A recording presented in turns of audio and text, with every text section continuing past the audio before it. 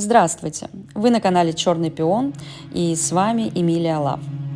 Я хотела сделать обзор на это видео, но решила оставить его вам на суд, чтобы вы самостоятельно проанализировали и высказались в комментариях, что каждый из вас в нем увидел. Цель демонстрации этого видео в том, что многие не могут поверить, как психопат или нарцисс не может испытывать сожаление о содеянном.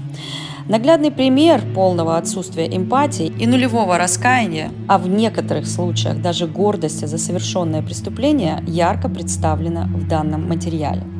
И самое страшное, что многие из них не только не раскаиваются, а готовы повторить преступление после того, как выйдут на свободу. Это лишний раз подтверждает, что нарушенный не меняется и становится только намного агрессивней и с каждым разом будет проявлять больше и больше жестокости. Поэтому, когда вы в очередной раз будете сомневаться, простить ли бывшего психопата или нарцисса после того, как он попросил прощения, вспоминайте это видео и помните, психопаты не меняются.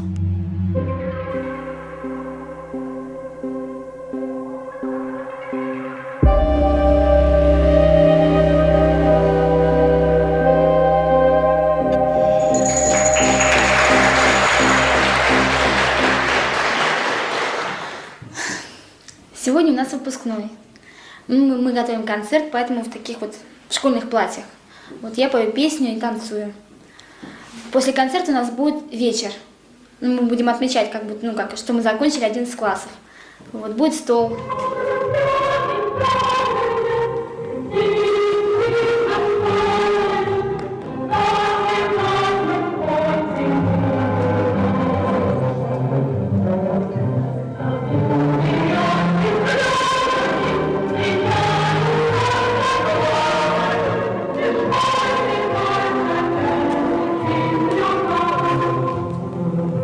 Познакомился со своими подельниками, в общем, с ребятами, с двумя. Вот, одному было 34 года тогда-то, а другому было 25. Вот, мы отдохнули хорошо. Откуда эти девчонки взялись, я даже понятия не имею. Просто они их откуда-то привезли. Вот. Потом мы отдохнули со всеми вот с этими девчонками, значит. Одной было тогда 19, другой 28. А вам сколько было? 14. Дальше продолжать, да? Значит, мы потом, после как отдохнули, поехали в лес. С этими девчонками тоже. И я со своими подельниками поехали в лес, значит. Там тоже начали отдыхать, веселиться. И потом я что-то случайно увидела, то, что один из подельников душит вот эту девушку, которая с нами была. Ну и все, тут я тоже решила убить. Тоже показать то, что я могу убить, то, что мне не страшно, ничто. И все. Так и произошло убийство. Одна, значит, жива осталась, другая умерла. Вот, она сразу заявила в милицию. Потом мы уехали с этого места, мы подумали, что и та умерли. Скинули их в речку. На самом деле, одна оказалась жива. Мама у меня тоже в колонии, как и я. Только на взрослой зоне она. Вот, а папы нету. С братом я не общаюсь. А мама в колонии по какой причине? 162 у нее разбой. Вот. А вы знали, что ваша мама разбойник? Нет, я не знала, что она у меня разбойник. Это уже случилось после того? Это просто, да, когда я уже здесь была. Она мне написала письмо, то, что она сидит. Парень, он тоже сидит в колонии сейчас. У него такая же статья, как у меня, он сидит за убийство. Вот. А я не убийца. У меня это произошло случайно. А у него? И у него случайно. А у мамы? И у мамы случайно. Вот так. Аттестат об основном общем образовании вручается Яшкиной Екатерине Валерьевне.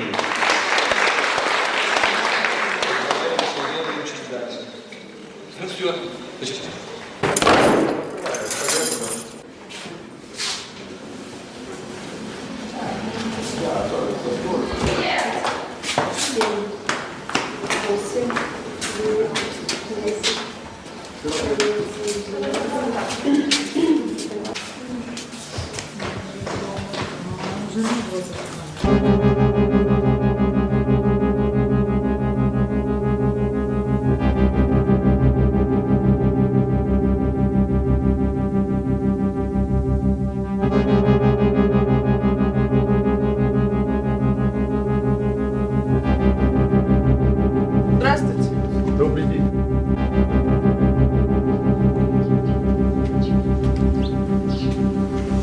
Подойди ко мне. Абсолютно. Расскажи, что случилось, почему ты здесь? Я? Да. Ну, девушку избила. Она потом в больнице скончалась.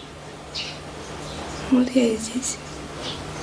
8 человек Новеньких? новеньких, Эти, которые уже выйдут сюда. которые уже выйдут сюда, Они а две две недели. девочки, которые вот получили мы вчера, останутся там, еще в карантине. И вот как раз посмотрите. Все. Скажите, пожалуйста, вот эти 8 девочек, они надолго, тяжелые? Тяжелые. И получили сегодня 2 тяжкие. Ну, они, как правило, сейчас вот убийцы, да. Тяжкие телесные, правда, наркоманы. Вот в основном такие статьи сейчас идут.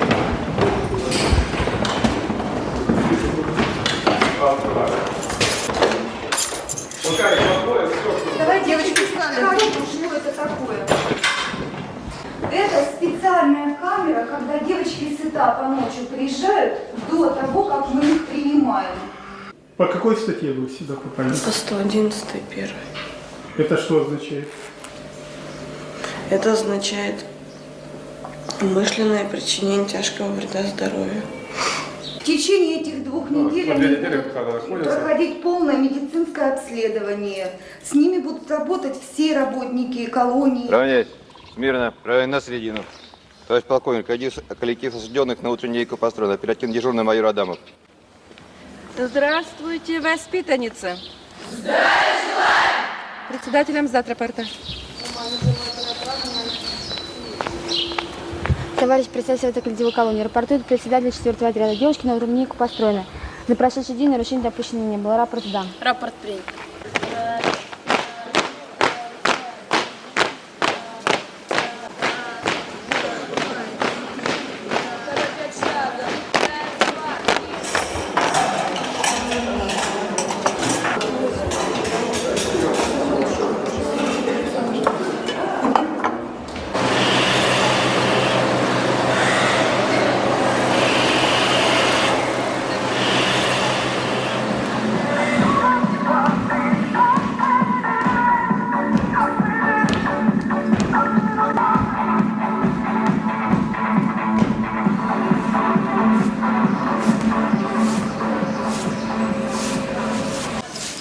В основном все преступления совершены у них в нетрезвом состоянии.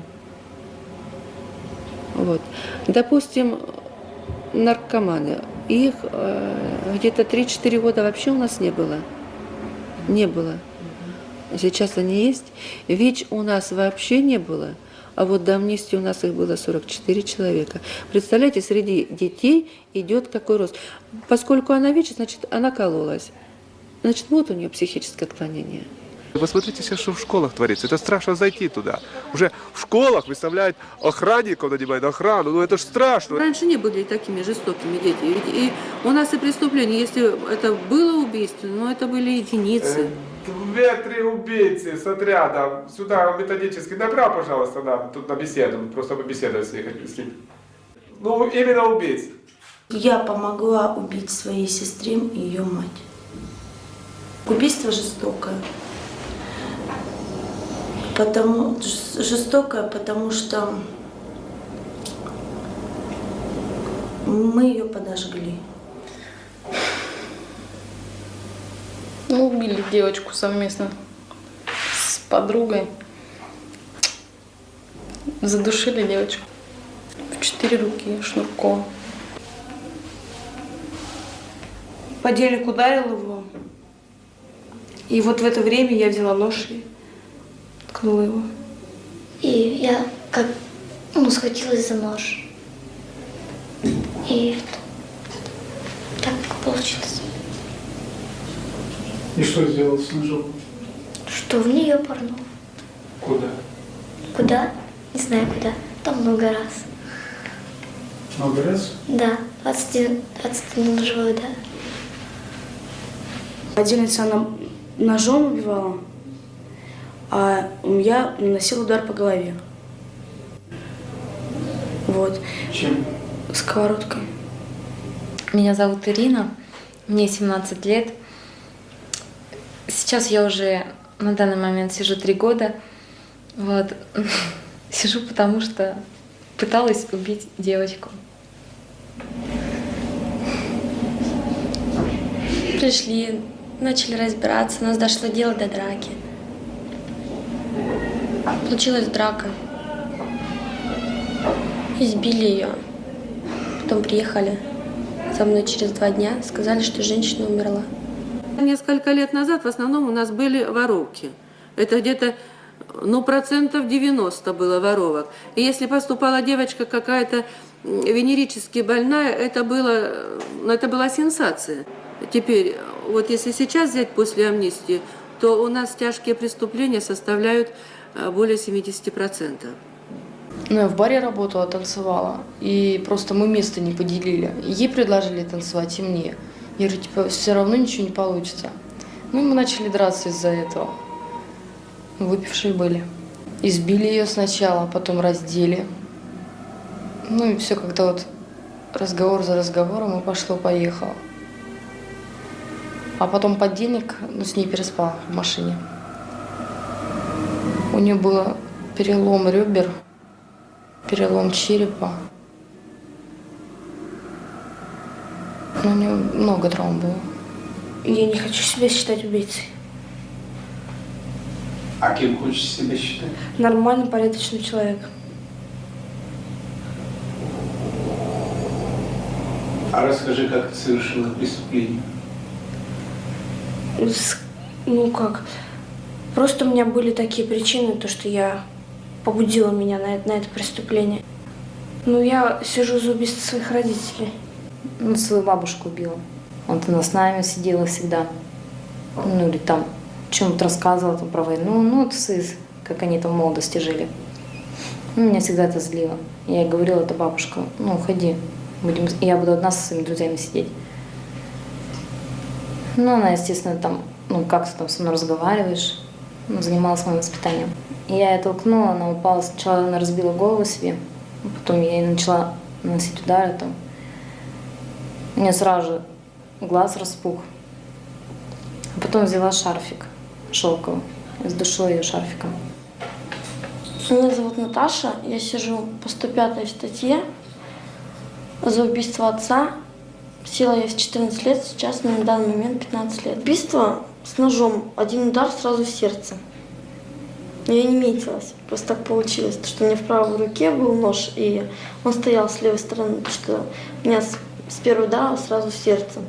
Ну, мы вот ее встретили, эту Таню, вот, решили с ней познакомиться, завели ее в подъезд, начали с ней разговаривать, ну, познакомились. Ну, а потом мы у нее спрашивали вещи, она нам отказала, что типа я вам не дам. Ну, мы начали ее избивать, избили. Потом после того, как мы ее избили, ну, мы с ней же пошли на улицу. Вот. И потом наши знакомые, вот, мальчишки, Ренат и Игорь, вот, мы их встретили, ну и объяснили им, что вот мы поймали девку, ну что мы ее избили, все у нее забрали. Вот. Ну и моя подельница предложила, чтобы, ну, вот пацанам, чтобы они с ней, ну, в половой акт вступили. Они согласились, они их повели, ну и мы повели ее в заброшенные сады.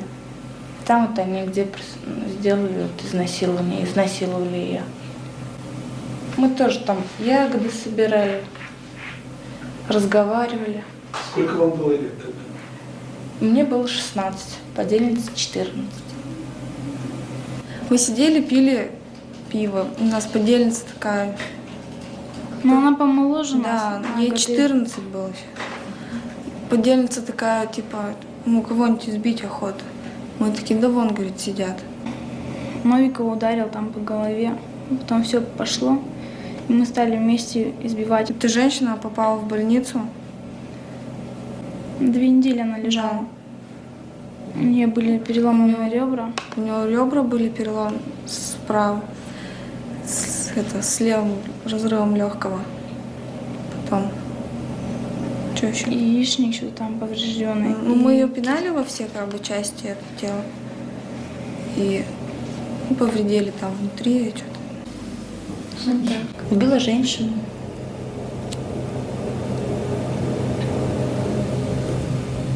доверчиво на меня смотрите, как будто это не верите. Конечно. Трудно представить. Срок у меня 10 лет. Как ты сделала? С подельниками просто. Мы хотели ограбить бар. Вот, она там работала барменшей. Ну, мы знали друг друга. В принципе, ну, неплохо знали друг друга. И мы один раз уже его ограбили при ней. Ну, просто встретили после работы, попросили отдать ключи. Она не отдала. Ну и убили. Забрали ключи.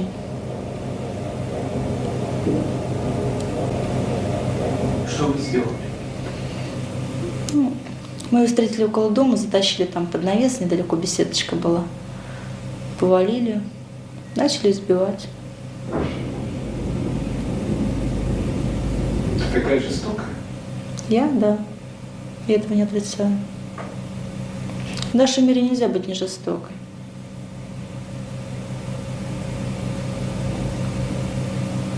Без жестокости сейчас не выжить. Если не быть жестокой по отношению к кому-то, то будут жестоки по отношению к себе. Сколько убийств сейчас совершается? Сейчас из 6 приехавших сюда девочек 4 убийцы. Это о чем-то говорит? Хотя раньше в колонии никогда такого не было. Раньше, если одна убийца среди 50 человек будет, то сенсация будет. Была тогда. А сейчас? Мир меняется, и люди меняются. Я убивала топором, я убила. И не знаю, здесь ничего такого страшного нет, я думаю. Когда я ее убивала, я знала, что я ее убиваю. Само по себе этот страх прошел, и просто как в ярости, там, какой-то, тебе уже надо ее убить, просто уже желание это загорелось, и все, тебе надо ее убить. Убила, да и убила, еще убью раз. Я освобожусь, у меня будет много денег, а у кого-то не будет денег. И он также меня убьет ради чего? Ради денег. Правильно же ведь? И вы хотите сказать, что это не жестоко? Мне моя жертва ни разу не снилась, ни разу не вспоминаю, она мне не снится ничего. Я себя чувствую вообще спокойно. Вообще спокойно и невозмутимо. Если бы в мире правила жестокость, мы бы уже были бы не люди. Сама села за убийство и сидишь тут какую-то сейчас демагогию разводишь. Ничего я не буду разводить. Я почему ты на тот момент, подожди, почему ты, когда убивала, ты на тот момент не думала, что самое ценное это жизнь? Ты говоришь, нету жестокости. Миром не правит жестокость. Вы сами хотите, чтобы миром правила жестокость. Да. Ты человек, я человек. Я хочу сказать, что если бы миром правила жестокость, то по отношению, как мы поступили к людям жестоко, к нам бы тоже поступили жестоко. Здесь в основном находятся, ну как сказать, дети, лишенные детства. Они ничего не видели. Они большинство, где-то 80% с неблагополучных семей. И поэтому злом зло искоренить просто невозможно. Ну вот последнее письмо прислал, говорит, почти все друзья, говорит, померли, говорит. Кто повесился, говорит, от наркотиков. Все наркоманы стали. Половину посадили.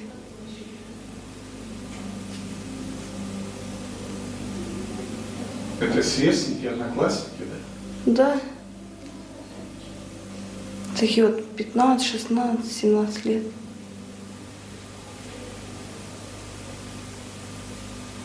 А где мама живет? В Оренбурге.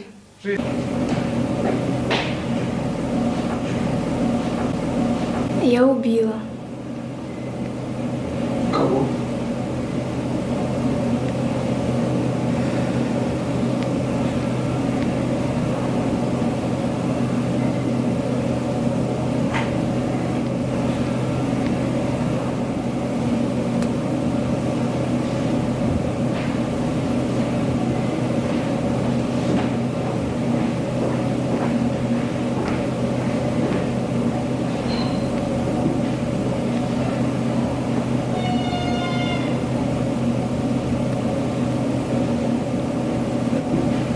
Я по губам не могу читать. Я ничего не говорю. Наташ, ну тебя же не знают, кто ты. Кого ты убила? Скажи спасибо, кого ты убила?